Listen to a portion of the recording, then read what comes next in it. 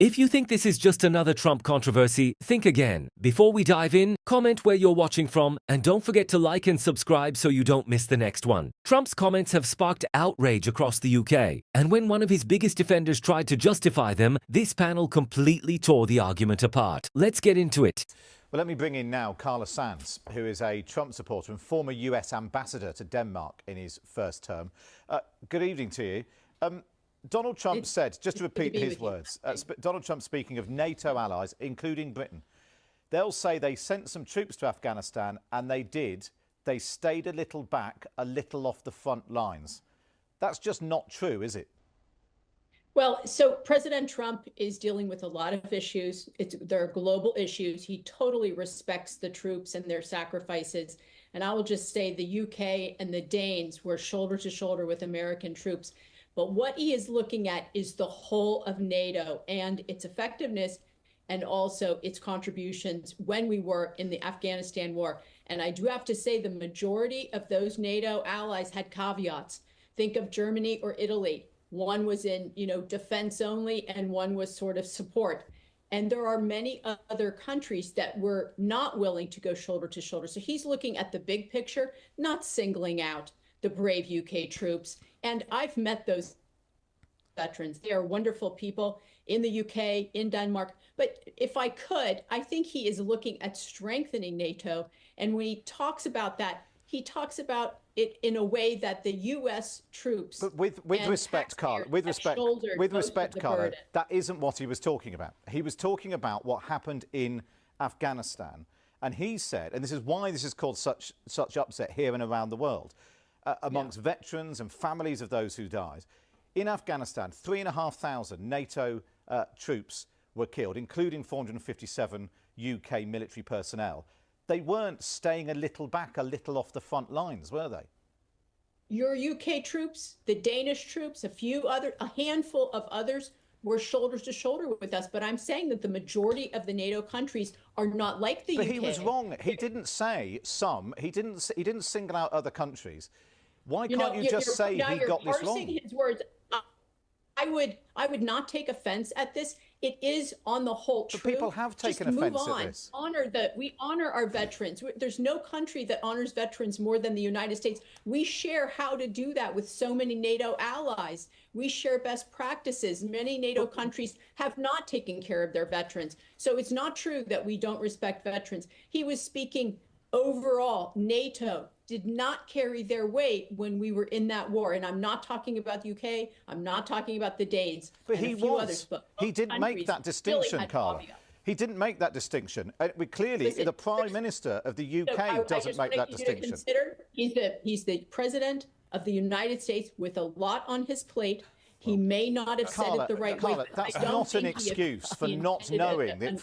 The hundreds of people from outside the UK, from outside the US, that's not an excuse for not knowing how many, the hundreds of soldiers and troops from outside the US were killed. I'm sorry. He doesn't know every detail about every allied nation. Well, maybe he shouldn't be talking about it then. Overall, it was true. I'm sorry to say, overall, the NATO allies, most of them had caveats and did not go shoulder to shoulder with us like the UK and the Danes did. Let me bring in Steve Baker. I'm sorry, because I'm afraid in politics some stuff really does matter. 14 years I've been doing it, and I have to say, with things like this where people have laid down their lives, of course what you say about he's busy, he's got other things on his plate. But I've spoken to members of Special Forces today and others who served in Afghanistan. He has caused the gravest offence to them because they've lost friends in appalling circumstances, put their own lives on the line, seen people blown up on mines, and he has said to them that what they did didn't count. And the scale of the offence and the collapse... I just want to interrupt I'm sorry, it's absolutely no good interrupting to say it's not true. I am telling you categorically, he has deeply offended our special forces, our soldiers and others. He should apologise and he should honour the fallen. Excuse me. We honour them, and I will just say this. If you look at President Trump and every other U.S. president in your lifetime, you will not find one who honors our military more and wants to stop the killing in the world. He has achieved so many ceasefires, and he's looking to end this war with Ukraine and Russia. No other world leader was attempting to do this until Donald Trump was elected president of the U.S.